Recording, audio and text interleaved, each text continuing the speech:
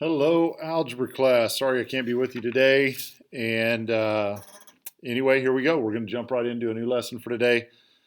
The one we should have gotten to yesterday, but we didn't quite make it. So, lesson 9.2, solving quadratic equations by graphing. There are notes available. You should have picked these up. If you don't have the notes yet, please grab a set before you continue. Don't try to do this without the notes.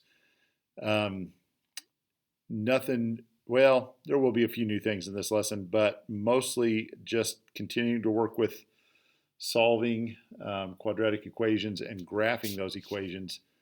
So a little more practice on some stuff that we've already seen, but kind of new, a new look at it as well. So we're going to solve quadratic equations by graphing. We're going to estimate solutions of quadratic equations by graphing. Sometimes the answers, when we graph them, are not really clear where they are. We just kind of have to estimate what the answers are going to be, but that's okay. First thing you need to know about quadratic equations, we touched on this a little bit, I think yesterday, but in the past I've mentioned it. Quadratic equations have solutions that are called roots. Roots can be identified by finding the x-intercepts of the graph. So if I say the word root, what are the roots of the equation? What I want are the x-intercepts. I want the x values.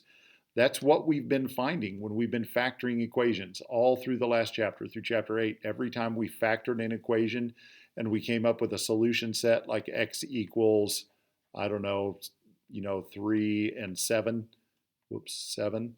So if we had a solution set that told us x was 3 and 7, what we were finding was the roots. We were finding the solutions to that equation.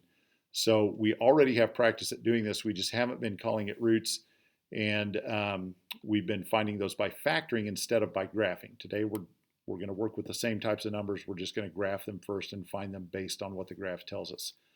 Each equation, every quadratic, will have either two solutions, one solution, or no real solutions. So two solution graphs will look similar to this one where you're going to have two x-intercepts. This graph crosses the x-axis in two places, so it's got two solutions. This graph has one solution because it touches the x-axis in one spot. Just the vertex of the parabola touches the x-axis, so that is one solution. And then graphs that look like this that do not have any x-intercepts, they have no real solutions. And so there's no x-intercept. We can't give an x value for what this parabola is doing at the x-axis because there are no x values for that x-intercept. Okay, so of course we're going to see examples of each of those as we work through. We're going to look at a couple of different ways of graphing because there are multiple ways of graphing. So we'll look first at, whoops, here we go, there we go. So we've got this one. The first thing I want to do on this one is I'm going to graph the way that we've been doing this the last couple of days, which is by finding the vertex and then using the vertex to kind of set my points as to where I need to graph to, and then using that information to find my x values, to find my roots. Okay, so the first thing I need to do to find the vertex is start out with x equals, and I need negative b over 2 times a. You guys should be getting familiar with finding the vertex. That's going to be so important for things that we do moving on. So you need to be learning this formula if you haven't learned it. Two negatives make a positive, so our vertex, the x value of our vertex will have a positive value. And so 4 over 2 would be 2. So it's going to be a positive 2 for the vertex. All right, once I know the x value, I just substitute that value back into the equation. So it would be 2 squared minus 4 times 2 plus 3. My pen is glitchy when I'm recording, sorry. Computer's slow. And so when you do all this, you've got 2 squared is 4 minus 8, which is negative 4, and then negative 4 plus 3 rather would be negative 1. So that all comes out to negative 1. So my vertex is to negative 1. So I can go ahead and graph that. I'm going to go ahead and graph my vertex. I'm going to make a little table here. X and Y. My first point is my vertex. That's 2, negative 1. 1, 2, negative 1 right there. I know that this is a concave up vertex, or rather parabola. It's going to have a minimum since this a value is positive. So I'm looking for a U-shaped parabola. So I know this is going to have, already I know this is going to have two x-intercepts because I've got a vertex below the x-axis. So this is going to have 2 points where that parabola touches the x-axis. So now all I need to do is fill in values on one side of my vertex. Since I've got the vertex and the line of symmetry, I just need to get some values on the other side. So let's do 3 and 4. I like positive values when possible. So 3 squared minus 4 times 3 plus 3. So 3 squared is 9, minus 12 would be negative 3. Negative 3 plus 3 is 0. So 3 is going to be 0. And then 4 squared minus 4 times 4 plus 3. 4 squared is 16, minus 4 times 4, which is 16. So 16 minus 16 is 0, plus 3 is 3.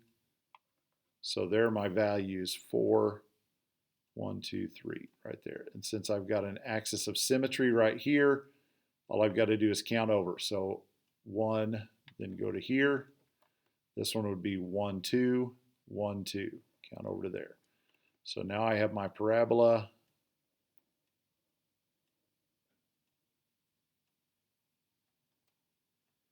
Not too bad. I can see clearly that my x values, my x-intercepts are positive 1 and positive 3. So we will write our solutions as a solution set, just like we're used to back when in the days when we were factoring. If I can make my fancy brackets. So that would be 1 and 3. Okay. All right. Next, we'll do this one. And this one we're going to do a little bit different. Rather than graphing by finding the vertex, we're just going to make a table of values, and I'll give you some x values to fill in for this. One thing that we can do, first of all, I've kind of given it away by the part of the graph that I've allowed you to see on this one. So we know we'll be graphing in this upper second quadrant here, this upper left quadrant. And so I'm just going to fill in some x values. I know that if x is 0, oh, well, first, sorry, I should have done this first. I forgot I've got to get my equation into standard form. So we need to add 6x to both sides. So it's x squared plus 6x plus 9 equals 0. Always want to zero the equation before we start working with it. All right, so rather than finding the vertex this time, we're going to graph this one by just filling in some points and plotting it on the graph. And I know that if I put a 0 in for x, that's my y-intercept, and so that would be 9, which is right here. So I know that 0, 9 will be a point that I can use. And since it looks like, obviously, I'm going to be going this way on my graph because I don't have anything in the first quadrant, I'm just going to start filling in some values here. Negative 1, negative 2, negative 3. Let's see where that gets us. So negative 1 squared plus 6 times negative 1 plus 9. So that would be negative 1 squared is 1. This time the negative is part of that process we're going to square. So it's negative 1 squared is 1, minus 6 is negative 5, and negative 5 plus 9 is positive 4. So negative 1, positive 4. Negative 2 gets us negative 2 squared,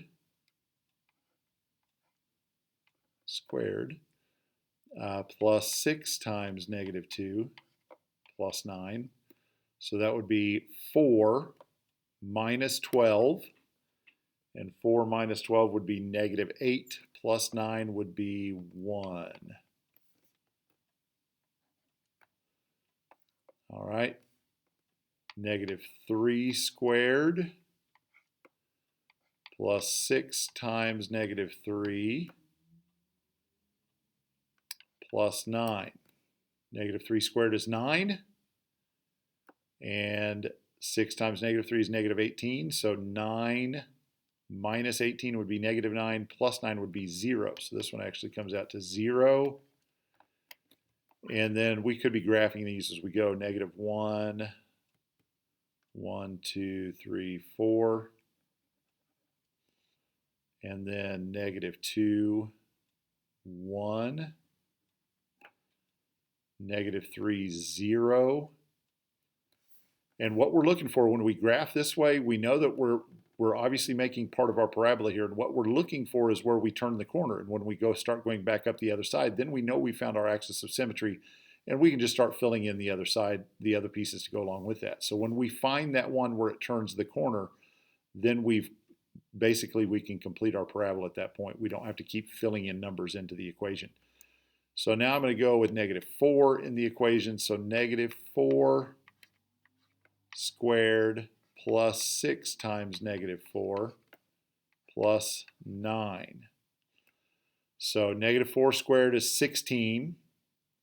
16 minus 24 would be negative 8. Negative 8 plus 9 equals positive 1. So look there, we have turned the corner. We have our axis of symmetry right there. When we have the same distance from this one to this one, we know that we can start building that other side of our parabola. Okay, so this one goes, just like here, we went up 1 over 1. This one goes up 1 over 1. Now this one would go up 1 over 3. This one's going to go up 1 over 3. This one went up over 1 up 5. This one goes over 1 up 5. So we can count it from our axis of symmetry. So there's our parabola. This one's a little rougher here. Well, I started to say not too bad, and then I muffed it. Okay, so our root, remember what we're looking for. What we're looking for here is our root, our solution. So this one, our solution set is one number. Our solution set is negative 3. Okay, that's the only point where this parabola touches the x-axis. So that's our only solution. So we've seen one with 2 solutions. This last one had 2 solutions. Now we've seen one with 1 solution. Guess what it's going to look like on this one? We still need to go ahead and solve it out, though. In this one, we will go ahead. The vertex is kind of ugly on this one, but I think that probably still is the best way to go, because I think it's going to be the one that you can. It'll be best if you see it with the vertex. So the vertex isn't terrible, I guess. X equals negative b, so negative 3 over 2 times a.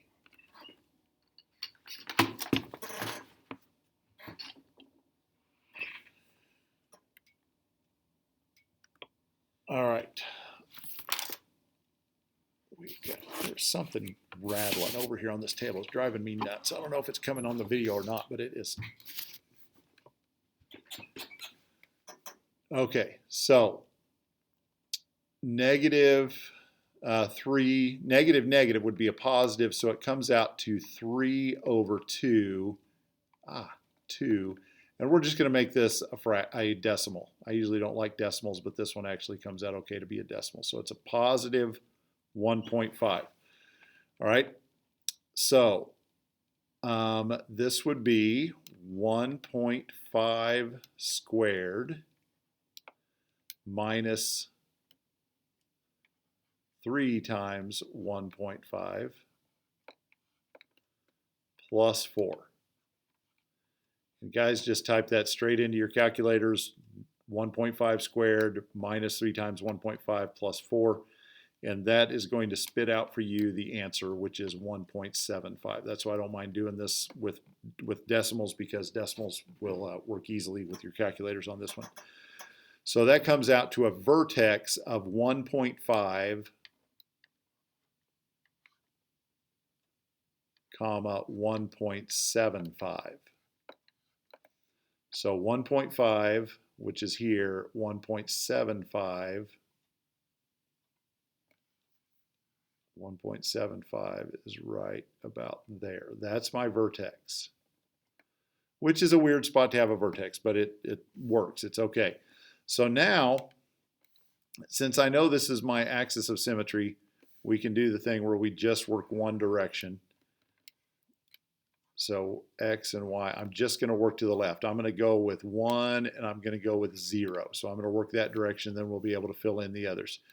So 1 squared minus 3 times 1 plus 4 equals, that's 1 minus 3 is 3, negative 3 plus 4 is, 1 minus 3 would be negative 2, plus 4 would be 2.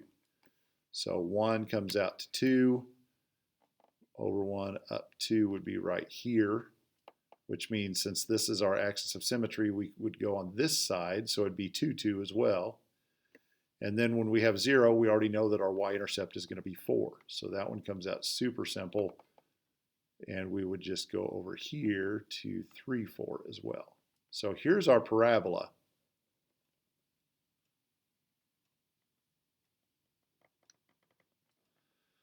And you can see it. There is no solution to this one, no real solution. So x equals no solution. That's all we would write for that one. Okay? Sometimes you got to go through the steps just to show that there is no solution, and it's okay. All right. Hopefully that's not too bad. Hopefully you're seeing how to do that. You just graph it. You find where it intercepts the x-axis. You write down the whole numbers, if there are any, of what those x values are. But sometimes the roots of the equations are not integers. They're not whole numbers. Sometimes the parabola crosses in between whole numbers on the number line. In these cases, we have to estimate an approximate value for the roots.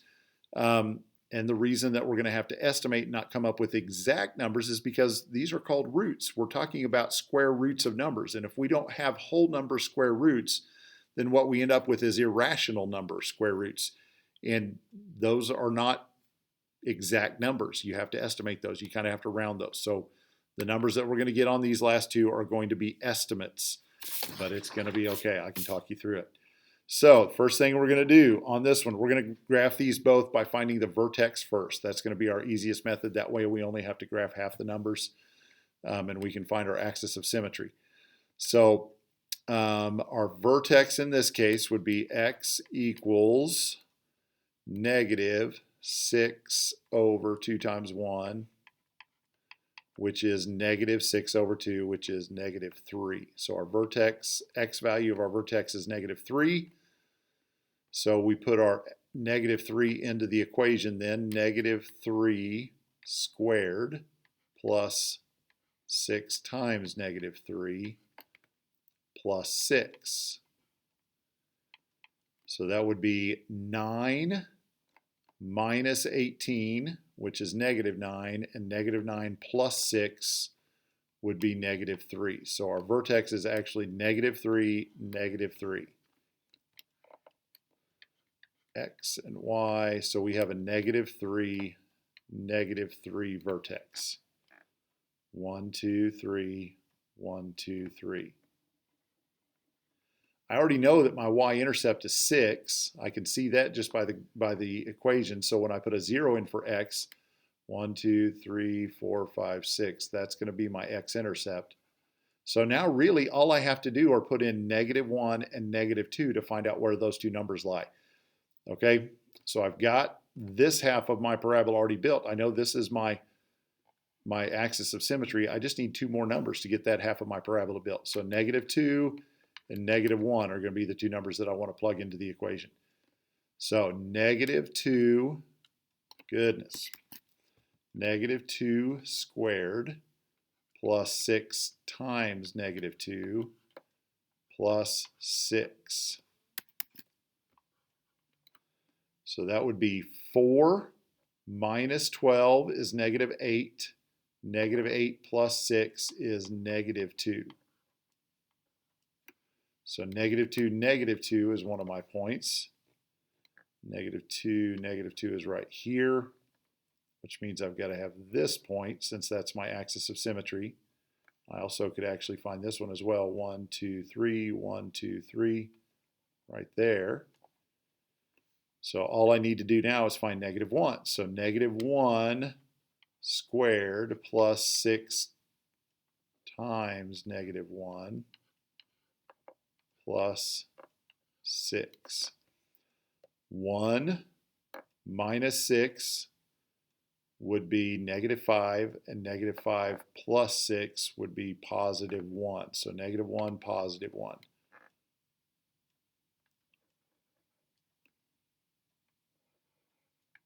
All right, so concentrate on the parabola here. This is the hard part for me to do on this, especially with as glitchy as my pen is being.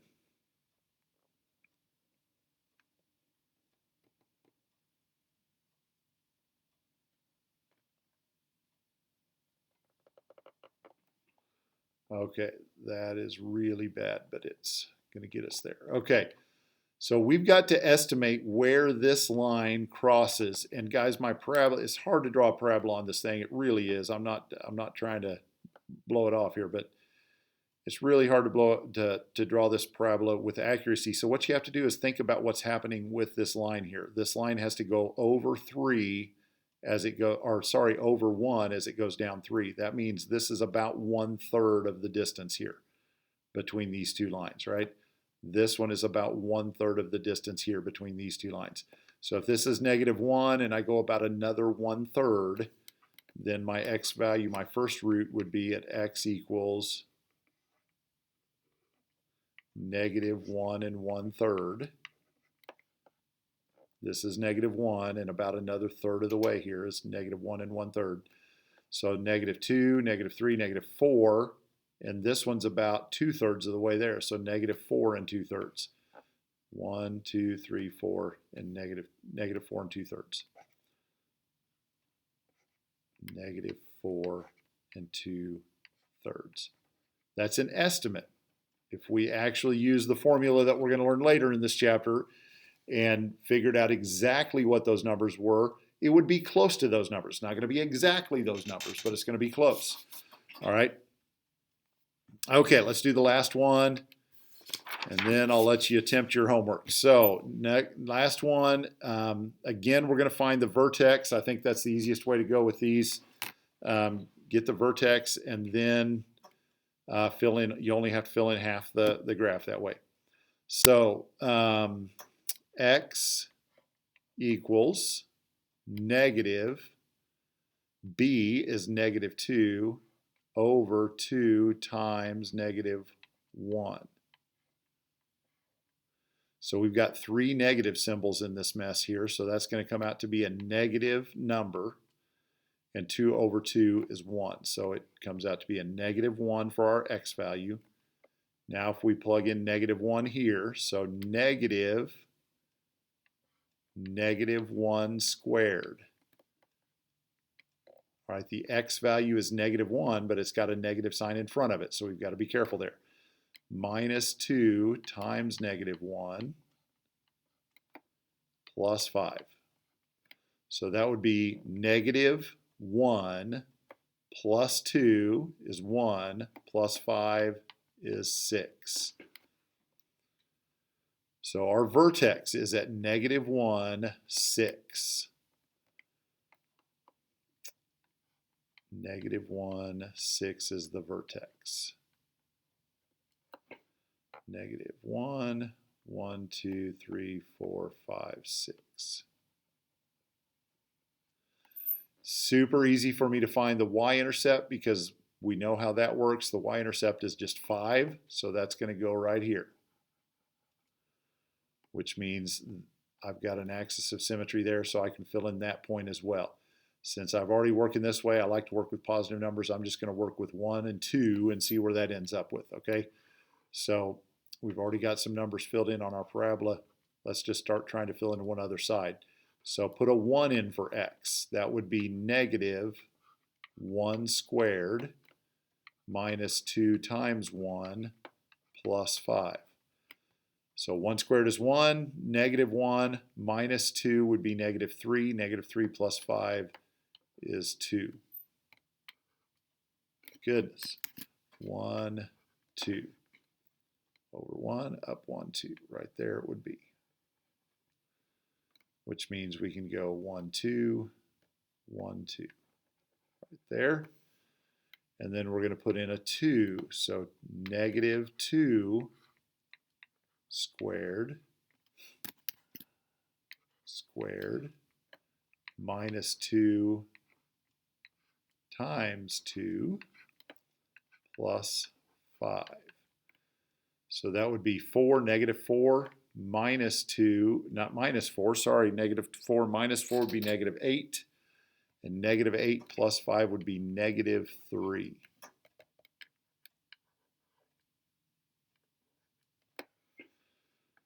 So 2, 1, 2, negative 1, 2, 3.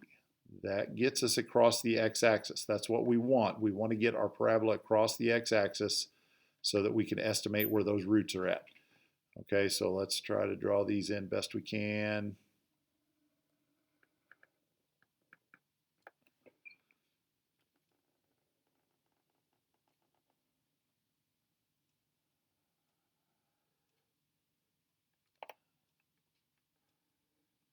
Oh, that's ugly. Sorry. Okay, best I can do. So now our x values, our roots, if this one has to go down 5 before it goes over 1, that means each one of these we can estimate as being fifths. So this would be 1/5, 2/5. So 1, 2, 3, and 2/5. Negative 3 and 2/5.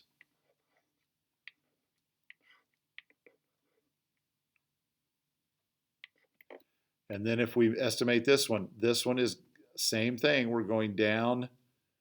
We've got to go down 5 and over 1. That means it goes over 1/5, 2/5. So this would be 1 and 2/5. I didn't do a real good job of drawing that parabola in, but that's still where I would estimate that one. 1 and 2/5. I'm not going to get super picky on the fractions that you use there. If you guys had drawn this one in and estimated it at being negative 3.5 and 1.5 or something like that, I would have counted that. I'm not going to get super picky about how you estimate them. You just need to be able to demonstrate that they don't land on a whole number and what that looks like, how you make that estimation when you do that, drawing your parabolas as accurately as you can. But I get it that it's tough too. All right, guys, so there is now a worksheet, 9-2 skills practice. Do the best you can on it. Try to get them graphed on there. Try to estimate the roots best you can. And I'm sure we'll go over this on Monday. We'll spend some time working through this worksheet. I do not want to spend all hour on 9-2 practice worksheet or skills practice worksheet on Monday. So do not come to class expecting we're doing the whole thing in class, because that ain't happening. But I will do a couple of them probably. All right. Have a great weekend. Sorry I couldn't be with you today, and I'll see you Monday.